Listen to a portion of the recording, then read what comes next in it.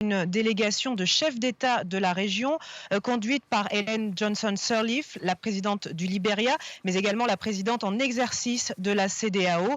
Elle sera accompagnée notamment du représentant spécial du secrétaire général des Nations Unies dans la région, M. Ibn Chambas, et d'autres chefs d'État. Et leur objectif, il est clair, convaincre Yahya Jammeh de passer pacifiquement le pouvoir et d'effectuer cette transition à Adama Barrow, le président élu. La diplomatie est donc privilégiée pour l'instant, on le voit bien avec cette délégation, mais attention, la CEDEAO n'exclut pas en dernier ressort une intervention armée. C'est ce qu'a déclaré ce soir sur RFI le président de la commission de cette institution.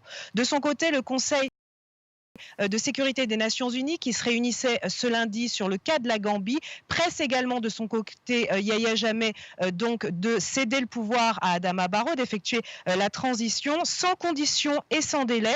Dans un communiqué, le Conseil de sécurité des Nations Unies invite Yahya Jammeh à coopérer avec cette délégation de la CEDEAO dont il appuie l'initiative. On le voit donc, beaucoup d'attentes du côté de cette délégation de haut vol qui devrait faire l'aller-retour à Banjul demain.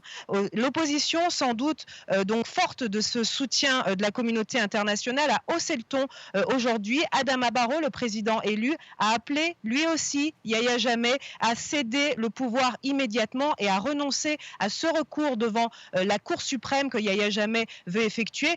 Cour suprême qui, rappelons-le, et c'est sur quoi insiste l'opposition gambienne, n'est pas opérationnelle. Merci beaucoup, Sarah.